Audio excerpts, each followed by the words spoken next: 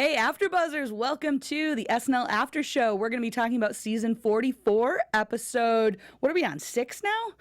Time is flying, guys. We're going to be talking about the Steve Carell episode with musical guest Ella Mai. We had some amazing cameos of people popping up. We got some RBG. We might rap. Who knows? Stick around.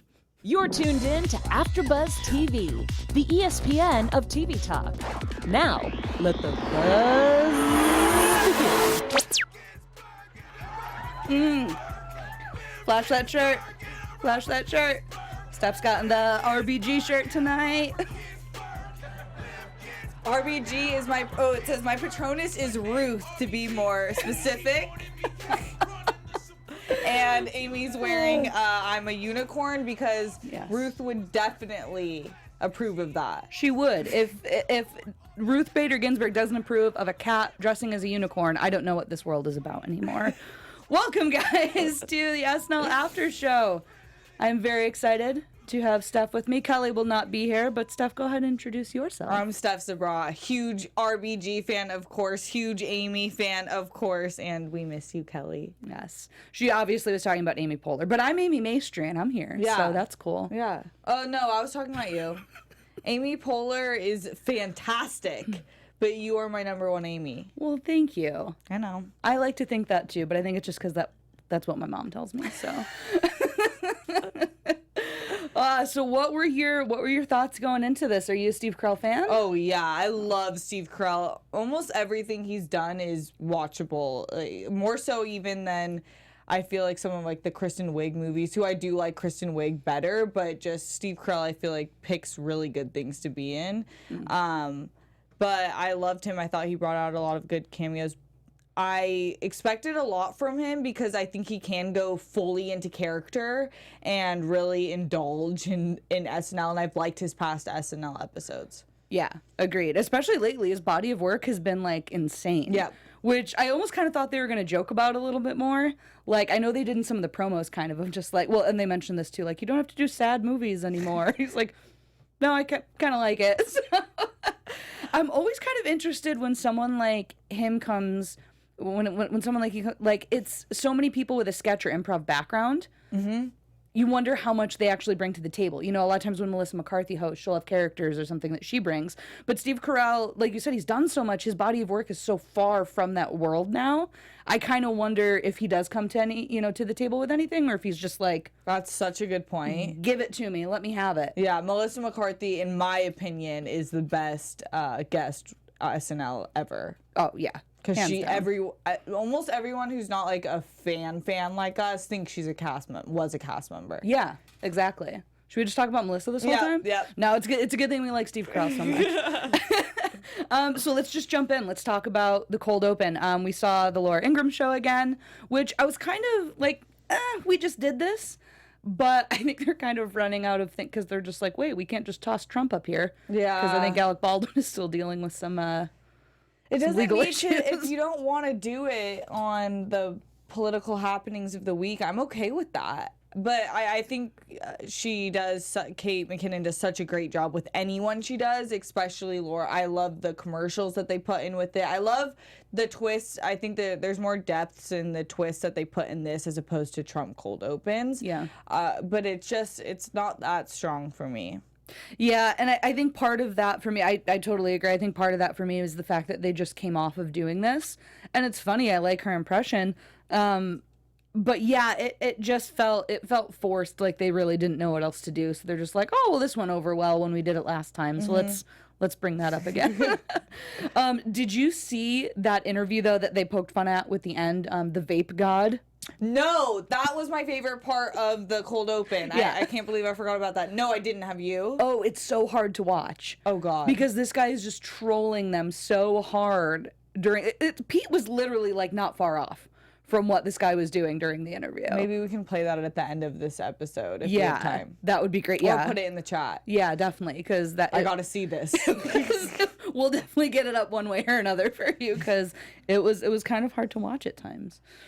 And he just kills it because you could tell he was like, should I keep smoking this? Like, it's obviously his pen, like a real working pen vape. And I think, that was unfortunately, I think the strongest part of this for me, which is a letdown because they touched on, they were talking about the, the voter fraud. That should have been the sketch. Actual, like what they were saying was happening because Trump literally came out and was like, people are going to their cars and putting on different clothes and disguises. And they had that Tyler Perry joke, which I thought was funny, but take it out of the news studio, take it out of that setting, put it into the real world, and let's see that sketch on voter fraud. I think that's such a great idea. And those are the parts that I think SNL is missing, and I even missed, now that you bring it up. It's not like what the political candidates are doing or the people in office. It's kind of, there's a humor and a crazy factor about what's happening with us, like as voters or as citizens, whatever it may be. Yeah. I love that. Oh, yes, please. Yeah. Let's go for it. Yo, what up? Ready to talk politics and rip some fat fake clowns. And you're not trolling me, right? You're a real expert on e-cig laws? Oh, for sure. I got that swag. I got that drip drip. And our producers have fully vetted you because we bumped Supreme Court Justice Clarence Thomas to speak with you. Then you made the right choice, because my puff game, dilly dilly. Wow. Oh, my God. So, when I was first watching it, I was like, wait, does Pete just keep breaking? But in the actual interview, this guy is just kind of like giggling a lot and just like, because he even was just like, this is so ridiculous that I'm trying to find it. Okay, I got it. I'm going to send it to Juliet. Okay. Oh, perfect. Yeah. Oh, wait, actually, here we go. Yes. Titles that have helped propel the explosion in the use among the young. Here now, two folks on very separate sides of this issue.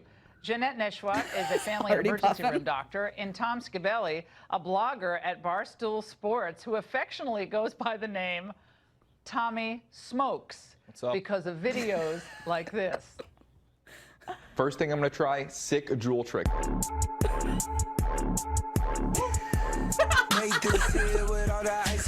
even got the Travis Scott in the background. The fact that this was like a legitimate interview that she did on her show. All the Fox News people watching were probably like, what in God's devil lettuce? Tell me on why these flavored e-cigs shouldn't be regulated, even when teens are using them in these increasing numbers. Well, look, I'm 22 years old, so I'm using them legally, and honestly, they're just cool. Like, they're cool. You rip them. They're cool. There's nothing cooler than blowing a fat cloud like that. They call me the Colossus of Cloud. It helps my swag, it helps my drip. I just love walking around. It's really good for getting chicks, too. So, honestly, I started about a year ago, and I haven't looked back since. I have a question. You use your cell phone quite a bit? Yeah, quite a bit. Okay, so why don't you rig it up to your phone, and that way you won't have like the actual calories burned by grabbing your phone, so you can vape and kind of check email and text at the same time. Like, you what have it, is like right off the side. Well, like, okay? she's probably like, I've never seen this. Wow. Yeah, right. Yeah, but you don't have to keep switching devices. All right, humor aside, doctor, what should we know about the use of these e-cigarettes, vaping? Wildly popular. Parents don't really know when their kids are doing it. Like, what's the big deal? It's not like a cigarette, right? Well, it can be just as harmful as cigarettes. Smoking causes more deaths than alcohol. Okay, wow. So I just love that it's really not that. Like, this guy just trolled them so hard to get onto the show. Got on there. I saw that he was tweeting during it, being like, or afterwards, so being like, the producer keeps going in my ear, like, you can stop vaping now.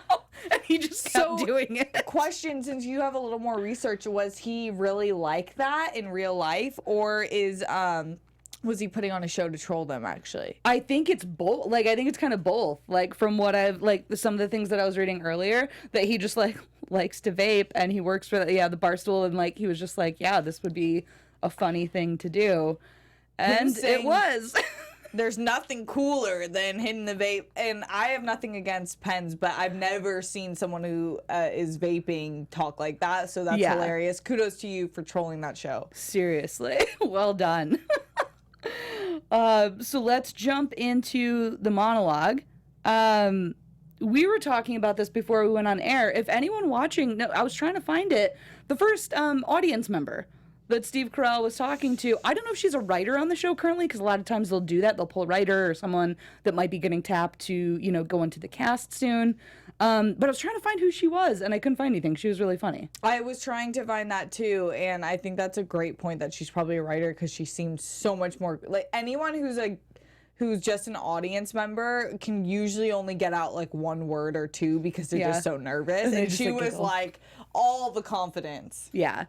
Well, so in the monologue, we got some huge cameos. We got to see some old school Office alum. We got Ed Helms, Ellie Kemper, Jenna Fisher. Huge. Did you watch The Office? Yeah, I haven't finished it. I know, I love the show. I've watched the first few seasons, and I just haven't finished it because we cover so many shows here. Yeah. So I'm just constantly watching what we're covering, and like the new shows, there's so much content out there. But I do understand how legendary of a show it is. It made my heart happy to hear the Office theme song at the end, that they played them out to the theme song. I was kind of let down by the jokes in it. I thought it was funny. Like there was that escalation of like first Ellie Kemper and then them bringing it back. I love the addition of his wife and kids at the end, just being like, it's fine. You can go. I do love the part with Kenan when he's like, are you an actor or are you an audience member? And he's like, you would know if I'm acting. And everyone's like, I'm glad you know that, Kenan. Props that you know you're not a good actor. Also, he should be so lucky to get to do a Kenan and Kel reboot. Oh, right? He should be so lucky. You're so right. This is going straight out to our viewers who always troll me afterwards about how much I hate Kenan. Alto Keys is the main one, right? Yeah, Maudie, I think, is the other one. So yeah, you guys, you're welcome. Don't worry, I'll talk more about him later too. But I think, overall, it was fun.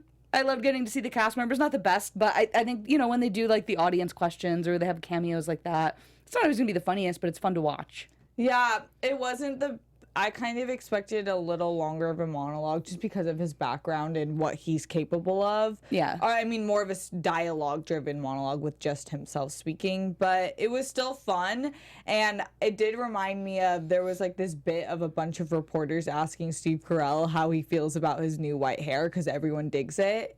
Great reminder that I've never seen someone with a come up so hard going from their natural hair color to white. Yeah.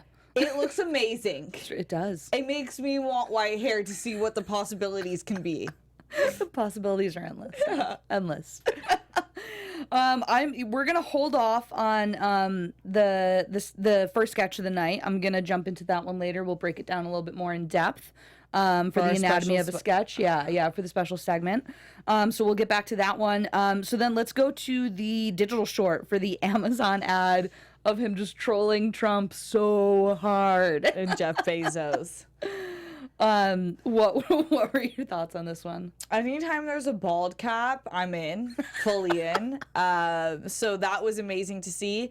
I do think that there's been a lot of controversy where Amazon's headquarters are going to be, and New York was a really, it seemed random because I was kind of keeping track at first of different states it could be, because obviously it brings a lot of benefits to the state. But I love the Trump part, just trolling him so obviously and blatantly. It was just hilarious and made me want to dive deeper into Jeff Bezos' life. Yeah, like he's my new hero. Yeah. Even though it's just a sketch, but still, like, I mean, just the idea of them taking that and the specifics and the attention to detail, like as he's walking through and in the background you see the pictures of him posing like Trump or like Putin and a lot of them, and I was like, oh my god, so much shade. The line about him packing the last book that had 4 chapter 11s. Oh god. Like it was just burn after burn. Yes. And I have that's like $100 million more than you or something. So much shade, and I was actually really bummed that one of my favorite lines, because this pissed me off so much when Trump did it, but that we pay respect to our veterans even when it's raining outside. Oh, and it got nothing, and I was like, well, maybe it's because everyone's still just as mad about it, but I was like, that's a burn that deserves to be to because be praised. even SNL when Lil Wayne was performing last week, a lot of the Twitter was going off about, they were like, it's funny that Lil Wayne's paid more tribute to veterans than our president. and now they have done so in an Amazon ad as well, a fake Amazon ad. Love it. Okay, this next one, the Thanksgiving dinner, the Turkey Day song. I loved this one. What were your thoughts? I loved this. I thought it was so funny, so what I needed. I was worried that we weren't going to get a Thanksgiving sketch or anything that had slightly to do with it, but I just thought there was a lot of good lines. It was set up really well, and everyone played their part. Agreed. I was almost going to talk about this one for The Anatomy of a Sketch, solely because of how much I enjoyed it. The structure that we'll get into the other one is different, so I wanted to talk about that one. But I also just wanted to talk with you more about this one too, because it was so much fun, and I think it reminded me of like old school SNL, like more Weird. like 90s, early 2000s, just kind of like weird and silly for no other reason. Or I mean, even through like early on, you know, when they first started in the 70s, it was just silly. It was fun. I loved it. I loved the animation of the characters. Or the little colonels. Sorry, let me get the name of it. I'm pulling up my notes, you guys. Oh wait, we're talking about the other one. Oh, I'm mixing up the other Thanksgiving one, but yes, I'll talk about those later. I think the song in this one, also Cecily and Steve had such immediately good, like their chemistry was just so good right off the jump. I was so happy about that. I loved them together. Yeah. And the weirdness of the song that just got crazier and crazier. Some of them. Oh yeah, so this is the one after. No, these are just Curtin sounds. The sounds Kern makes. It's delicious, y'all.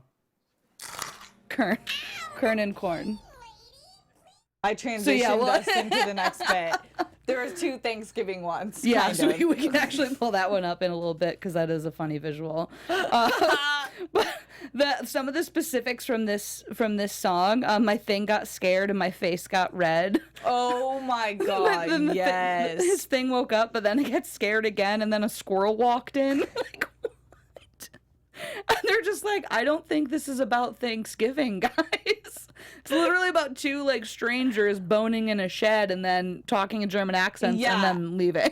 And then just the build up at the end where she's like, she's gone. And he was like, that was the love of my life. Yes. I love that, like you said, that build at the end of like, oh yeah, she was the love of my life. Wait, where are my car keys? Didn't you have a picture over there? I think she stabbed me. Like, what a great build. And the timing was just so quick and perfect on it. My one thing that really bugs me, there's always something at the end. What? That gets me. It was literally just, I wanted them to cut it 2 seconds sooner. I wanted it to end on like that zoom in of Steve Carell singing that last line. What was it? Now we do the turkey dance. But like so like sad and alone while the mayhem is going on. Like I liked seeing all of it, but they cut to Beck and just said like, I'm bleeding so hard. And I'm like, I didn't need that last thing. That's an interesting point because I think Beck's peak, like his line was just saying, I think she stabbed me. Yeah, like, and we saw some of the mayhem going on before that, so I feel like while that mayhem is still going on, to just have that one last little zoom in on Steve Carell, just, and we did the turkey dance. Yeah, you're right. Right. That's all I wanted. 2 seconds. That was my only complaint. No complaints on the next one. RBG.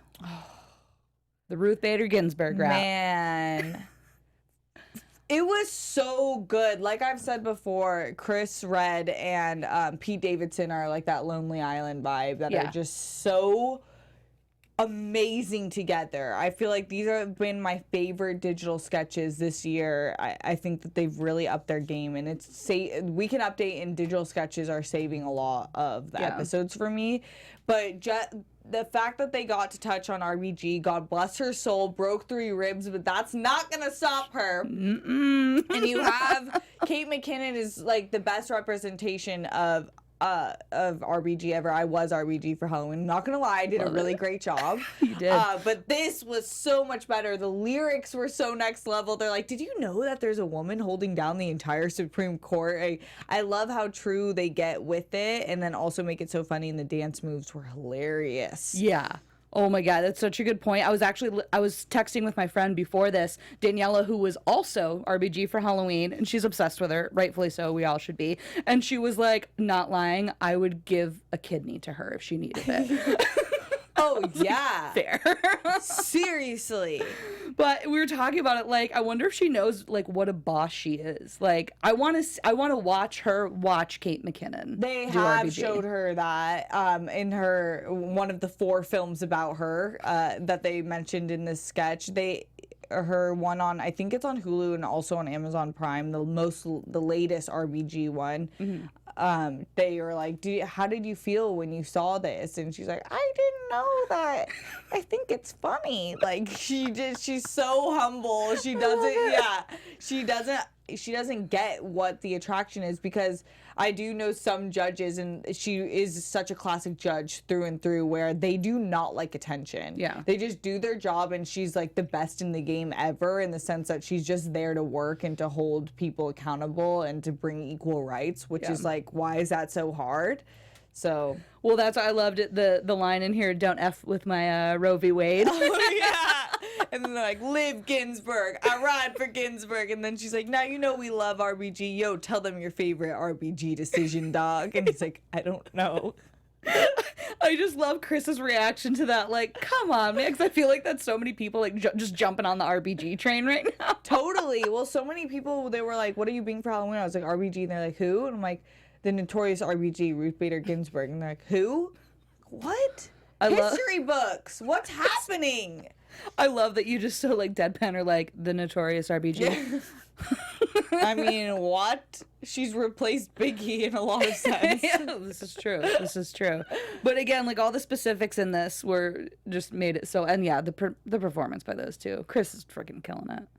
I want him in more sketches. Yeah, I know he's kind of dropped off in sketches. Yeah. It's been mostly digital shorts lately, which I love seeing him in. But yeah, that's a good point. They've had a lot of Melissa Villasenor, which I'm not mad at. Yeah. But also Mikey Day, I believe, has been in a ton. Yeah. So I don't know. I guess it's really hard. It is hard to get in sketches. Even if you guys saw Beck Bennett's Instagram story, he was doing it with Kyle Mooney, obviously, and he was like, so why aren't you in any sketches this week? And he's like, like, we just go through this writing process, and sometimes you just don't make it. I'm not in any sketches. And he's full on in that character. Yes. And I love it so much, but it's hilarious. I mean, it is hard. Like, you're dealing with the best writers and comedians in the game right now. Yeah, I mean, obviously a lot of competition. And actually, I feel like this is a good point to bring this up. One of our viewers, Alto Keys, brought up that, he was asking about old cast members. Now, that it's kind of the stage that we got past Taryn and Bobby and Vanessa and Jay, who were all really strong character actors. What's up with the featured players now? So I feel like that's kind of a cool thing to talk about, like what their performances are looking like compared to, when you look at some of the like greats of SNL, some took a little longer to get there. Someone like Amy Poehler, I think she was even a mid-season. She was one of the few that they actually promoted mid-season because they were just like, damn, she is that good. Yeah. But out of like the current featured players right now, who do you see just kind of like being that next next one? Yeah. It's a really good question. Well, obviously, I feel like Kate McKinnon's already on that track. Yeah, like from when because how long? I'd be interested. I'm not sure off the top of my head if any of you guys know how long she stayed featured. But yeah, of the current featured right now, because I feel like Heidi has just been crushing it. Yeah. And she's not always as heavily featured, like it's kind of up and down, but she's just one of those people who, and again, like to Alto Keys, your point about the character actors, she is so strong as a character actor. Yeah, my bad. Featured players. I think Heidi is, I could see her getting picked up for movies and everything, because when she's in character, she's in character. I could see that being exactly like Kristen Wiig type, where you can just let that kind of seep over into a normal role. Yeah. But I love Chris Redd, and I think he could be really versatile in a lot of different movies as well and getting picked up. I know he's still doing a lot of stand-up when he's not on SNL. Those are my two, I think, are the most diverse and can have a lot of tools. Yeah, agreed. Yeah, well said on Chris. I would love to just see more from him now. So, Lorne, writers, Chris. What's going on? Beautiful. So let's jump into the next sketch. The NASA sketch. Oh. Where they just kill a bunch of monkeys.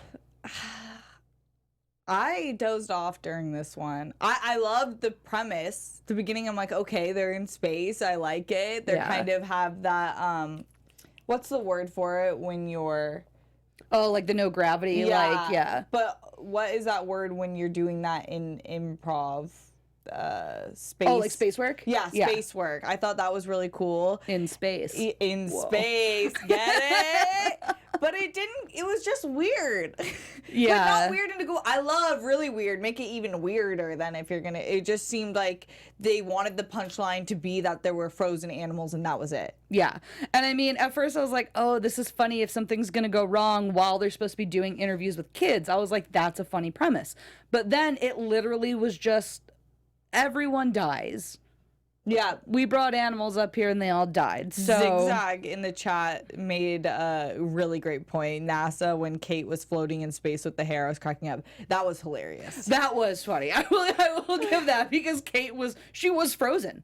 She was very much frozen in it. And when she just kept thudding into the glass, that was probably the only thing that made me laugh in it.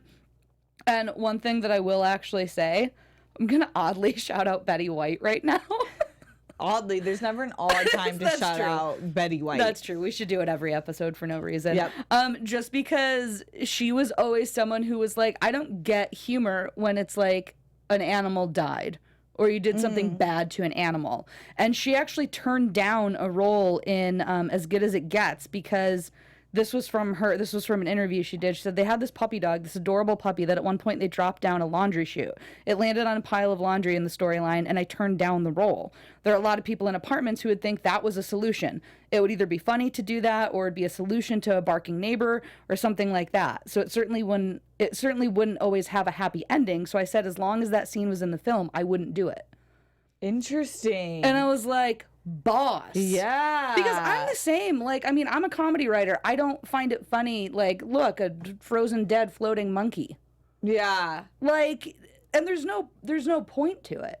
So I just thought this was it's just garbage. Easy. Yeah, exactly. Yeah, it's very much going for an easy laugh. It's lazy writing. I was not a fan of this one at all. Garbage. Listen to Betty White. Always listen to Betty White. Always. If in doubt. So let's move into Ella Mai. We got the first musical performance after this one. Oh, yes.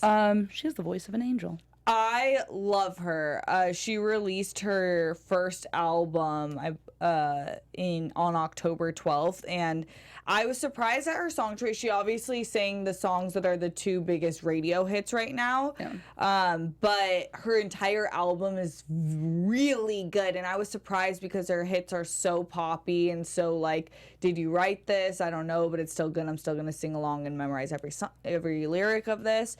But her album and her body of work is really great, and I just think she's a beautiful artist, and her voice is amazing, and it was really good to watch her.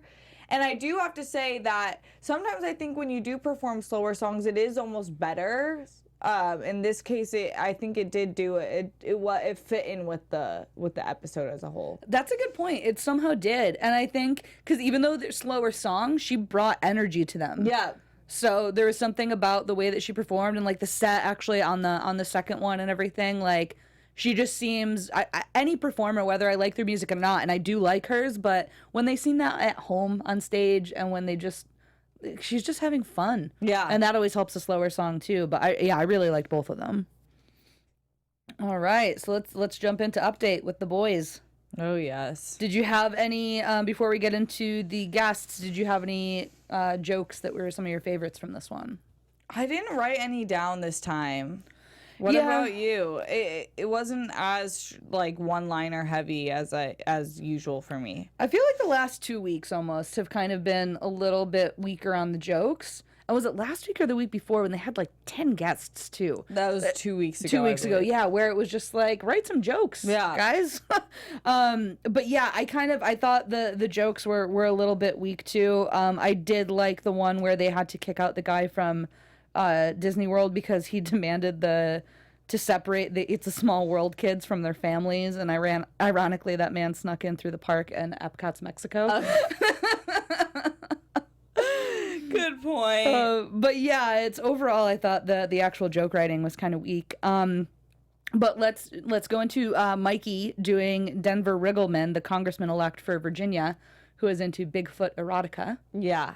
I really like this one. It was obviously very weird, but I think Mikey is becoming a really pivotal role this season. Yeah. And he brings a lot of life into his characters, and he's full out into it. So I love the premise being that he really actually was into this erotica, and he's like, wait, how hilarious is this? And then it's like the weirdest, creepiest thing ever. His commitment when he was just getting more and more excited, I was so creeped out in the best way because he committed to it so hard and he was so weird. I almost though would have liked to see it start as like an actual conversation, like he was coming on to talk about like things that he wants to do in Virginia or whatever, like kind of take it from that place and have him continue to veer off there, because it's already such a weird story. Like it's already so weird that we have a congressman-elect who is super into Bigfoot erotica. This is why people are like, I hate the internet. Like, you find out everything. I'm like, honestly, that's for closet weirdos. The internet is called accountability in a lot of ways. And I'm like, you can search me, and I have some weird stuff, but I'll say it. I'm not hiding under, like, a congressman cape. Like, what? And I'm certainly not into Bigfoot erotica. So let me just get that out there. I just want you to keep talking. Everything you're saying right now is perfection. So yeah, I thought this was a fun segment. I like that Colin ending it with like it's a joke, like that he reads it too. That like kind of callback catchphrase of it's a joke, it's funny. You're right. And then we have LeVar Ball.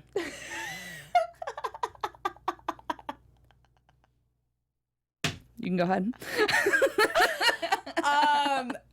It seems just, obviously, I think most of America knows who LeVar Ball is now by choice or not choice.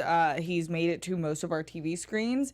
But it is still specific. I think the things he does in Lithuania with his kids on the team is specific to the basketball community. So it just, I don't know. Like, I just don't think it's necessary, especially when you have Colin Jost and Michael Che. Like, they can go longer on their bits. I don't know if it's a time thing or it's just that they really thought that bit was great. Yeah, I think that kind of character is a one-off character. When he first kind of came onto the scene and it was funny and everyone was talking about him, and I feel like they just kind of like find excuses to have him come back on. If they insist on doing this, this is my meeting halfway on with Kenan fans right now. If they insist on doing this, what I'd like to see is have him, again, like sketch is meant to bring a point of view to something. It's meant to take something crazy and do something different with it. This is similar to Trump openings. It's him just talking about his sons and being crazy. If you want to have him on, keep bringing him on. But again, almost like I was talking about before, talk about something else. Raise the stakes. Yeah. Exactly. I love when you say this because it makes me remember what the point of sketch comedy is a lot of the times. Is to bring that point and then make it freaking weird. Like, that's the point. Make it weirder. We know, we see him. He's as weird as you can get. He's as obnoxious as you can get. So you should use that as a challenge to make it even weirder. What I'd love to see is have him come on and do like a top 5 list of something random. Because then you can still bring in his weirdness and his point of view on things, but not outside just like the topic of basketball. Exactly. Because right now it's just the same thing over and over and over again. I already hate Kenan enough. So even if it was someone I liked doing it, though, that's what I'd want to see them doing. Yeah. Not just so on the nose every time. So, see, was that good? Was that close enough to liking Kenan? Was that nice Still pretty enough? far. Still pretty far away. So, beauty school dropout. Steve Carell also has the voice of an angel. He does.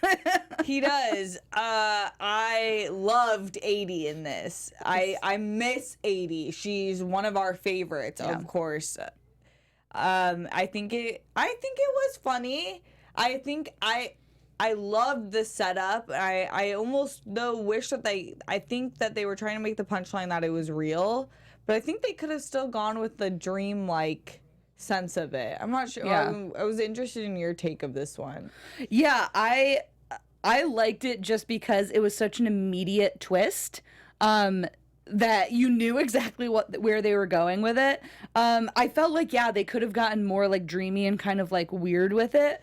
But agreed, 80, her delivery on like calling out what everyone's thinking is always so well done, and you just are always like so down with whatever she's saying. But I just really love just his weird takes of like, I give teenage girls great advice. And then he calls her baby, and he's just like, good Lord, don't call her baby. She's 15. I did love the point of, she was like, where have you been? Mom's been dying without you.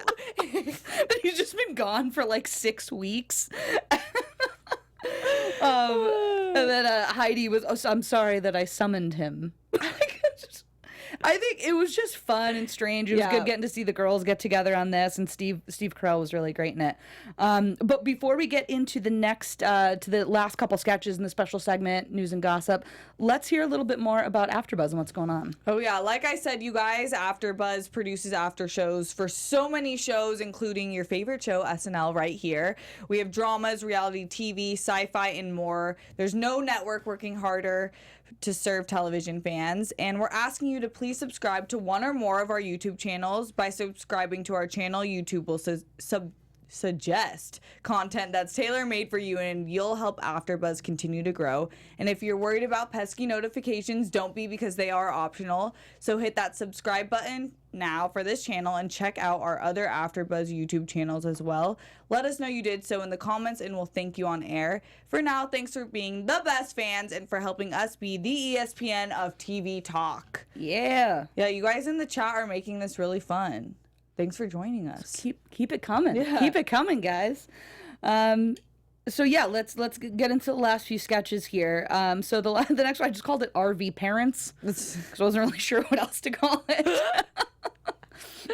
Close enough. It took a weird turn at the end of the night, which ends up happening a lot of times. But I think, again, we've been giving a lot of love to Heidi. She kind of saved this for me. 100%. 100%. It was interesting because I think Steve's main one was the beauty school dropout. Or no, it was Jeff Bezos, but I think those were most of his like in character. Yeah. This one was fully Heidi. When she does that little cringy voice, I just die watching it. She was so funny, so in character, and so screaming for help. Like she's like, I'm miserable. I think between like the squeaking at the top and just her total dead eyes when she would just kind of like look off, I love it. I love it. Look at me in the eyes when you're telling me this, Mom. I mean, the pacing of this seemed weird. Everything seemed off except for Heidi. There was something about it that seemed off, like throughout the whole thing. Yeah, the kids and the timing, and like I didn't quite get a lot of it, but I think she just really carried this one. Yeah. Also, Lady Grey. Oh my God. Lady Grey might be my new favorite cast member. Have you ever seen a dog punch someone in the face? It's such a funny line, but then also when you see Lady Grey and just the big sad eyes. Yeah, I loved Lady Grey. I did like the weird specific too of, well, Mom, where do you sleep? Like this, and she just puts her head down on the table. Perfect timing. Yeah, Heidi really executes whatever she has perfectly. Yeah, and I feel like that's just such a true, and I mean, acting of any kind, whether it's dramatic or comedic, it's when you have something small like that or something that's not good and you bring that much to it, and she just always does that every single time. Agreed. So now we get onto your cornels of Curtin. Oh yeah, cornels of Curtin. But you're going to break it down for me. Right? I'm gonna break. No, I'm gonna break down the kids going to Disneyland with the dumb dad. Oh yes. Okay, let's talk about the Kerns. Pete Davidson has the miniature Curtin. That really hurts. Stop. I didn't love this sketch. I just loved Pete. Yeah. That was it. Yeah, I liked the whole bit of kind of like this genocide play on the Kurds and kind of just playing a part of it without knowing, and then you do know and you still continue to play a part because it's business and whatever it may be. So I like that, but yeah, I agree. I really just liked Pete. I really liked that. And I gotta say, props to the ones who did get through it. I know Kenan did stumble. Don't jump at me. Don't at me on this one. He did stumble. Yep. But whenever there's wordplay like that, it always gets so tricky. And a lot of them really with the enunciation. Steve Carell was on top of it. He was on top of it every single time with like the enunciation on the weird variations of it. I feel like that is definitely one of his skills, though. Yeah. Yes. Words. He's like meant to play. So many of his characters are the weirdest, most talkative type characters, so he would have to be good at that. Yeah, that's true. That's true. Excellent point. Thank you. Well, this was for that sketch. I just put WTF, Pete though. Yeah. Wow, that should have been the literal title of that sketch. Pete though. Yeah, agreed. And then we have GPS. GPS. You know I would love this. I love RuPaul's Drag Race. I do. So being a big fan of the show. Yeah, I loved it. Right. I loved this sketch. I thought it was actually really unique. It was relatable because people don't realize this. RuPaul's Drag Race has a cult following. Like, people love this show. So I really do think that if this was a thing, I might have to download this. But I thought it was really great, and I think that they actually did bring in people from RuPaul. Like, they actually had drag queens come in for this, I hope. Yeah, so actually I saw on Cecily's Instagram, she was just like so thrilled to have gotten to do this. She's probably a super fan. Yeah, so she had like a whole big post about it actually, just because like, yeah, they actually came in, she got to like sing with them in studio and everything. I love that. As opposed to them dressing up as drag queens, I think that it does such a better service and more realistic to have these literal god queens on stage. Loved it. Yeah, and I mean, Cecily, she held her own. She held her own with them. She did. I loved it. And I think Steve Carell's the perfect man to be in the car, like, experiencing it. Like, when he was just like, you go, girl. What did I just say? Like, he's such a, like, typical, like, middle-aged white dad. Yeah. He was so excited by it. I loved it. Nice ending for a show, too. I feel like so often they, just kind of a throwaway sketch gets put there and you're just like, huh. Mm-hmm. But I thought this was fun. You're right. It kept high energy at the end of the show, and I liked that it wasn't just a throwaway at the end. Totally.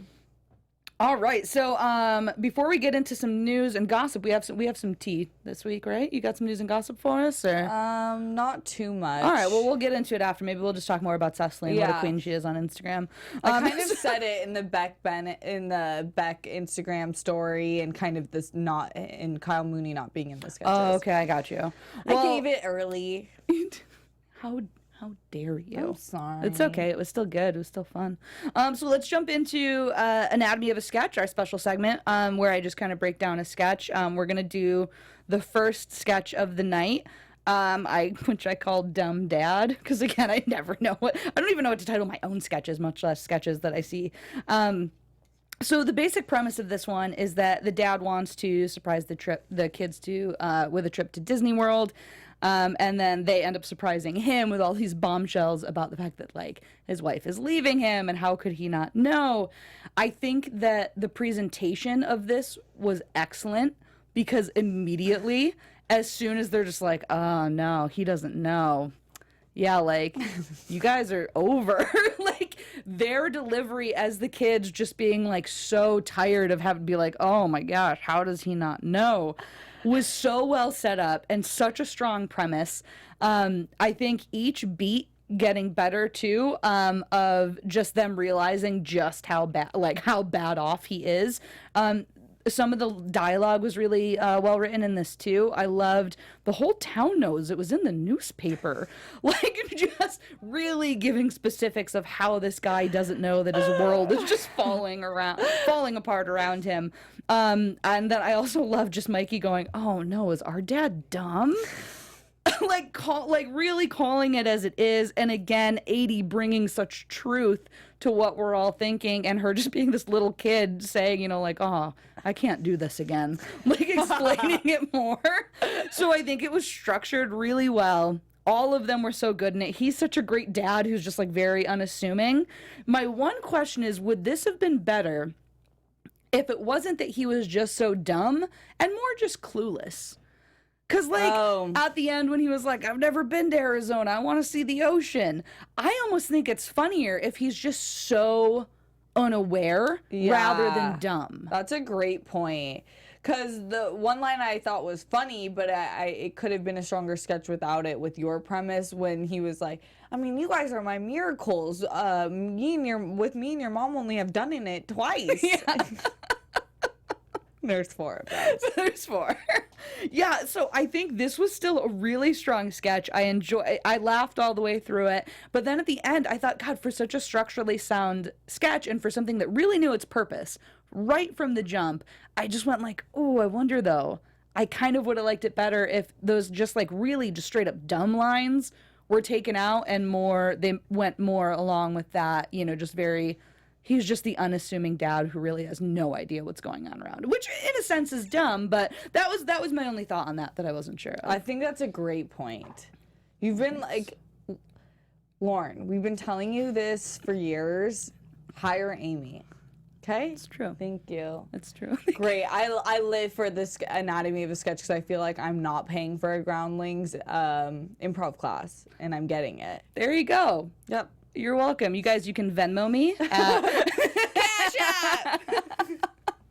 And guys, if people at home want to watch this clip, it's actually called Disney on YouTube. So SNL Disney. Great. Oh, nice. That's Juliet, our queen producer in the booth. We love you. Give it up. Called Disney. Disney. All right. And that was Disney. All right. Well, so I know we talked a little bit about the news and gossip earlier, so I think let's talk about the MVP for this episode. Did you have one? Wow. Can you go first? I'm gonna say Heidi. She didn't have a lot, but I think she made such a big impact when she did that it saved it for me. So I'm just gonna go with her just for that reason. That's a great choice. I think, and it's surprising, my choice, because he's not my favorite cast member, and he doesn't give me the most laughs, but I do have to say I think he's really improving and giving great material, Mikey Day, because this was the same episode we had him doing Facebook, right? Oh, yeah. Oh, no, wait. Was that not him? Alex. Oh, Alex Moffat. Yeah. Oh, man. Well, I don't know. It's in between those two then. Because I really love when they do the Facebook. Yeah. Mark Zuckerberg. So those are maybe always it good. is him. So maybe it is. Yeah, maybe it's Alex Moffat. We want more of you. Oh, man. And so, okay, so for the next episode, December 1st, it's going to be Claire Foy. Ooh. The literal queen. Yes! Yes! So you obviously hate her. Yeah, I Cool. disgusted Cool. by her. Queen! I know. I'm pretty excited. Yes! I want to see her get up, and I want to see those comedic chops. Yeah. I think that's gonna be a good episode. Wow, you just made my night. I can't wait. You're welcome. But yeah, so that one will be on December 1st. So glad we got in some Thanksgiving sketches in this one. So I won't get to see you for a couple weeks. I know, I'll really miss you. It'll be sad, but hope you guys tune back in for December 1st. In the meantime, though, Steph, why don't you tell everyone where they can find you on the internet? You can find me on the internet on Instagram and Twitter at Steph Sabraw. Happy Thanksgiving, you SNL weirdos. Yes. Thanks for tuning in. Happy Thanksgiving, everyone. You can find me on Twitter and Instagram at Amy Maestri. We'll see you on December 1st. Bye. Bye. Our founder, Kevin Undergaro, Phil Svitek, and me, Maria Menounos, would like to thank you for tuning in to AfterBuzz TV. Remember, we're not just the first, we're the biggest in the world, and we're the only destination for all your favorite TV shows. Whatever you crave, we've got it. So go to AfterBuzzTV.com and check out our lineup. Buzz you later. The views expressed herein are those of the hosts only and do not necessarily reflect the views of AfterBuzz TV or its owners or principals.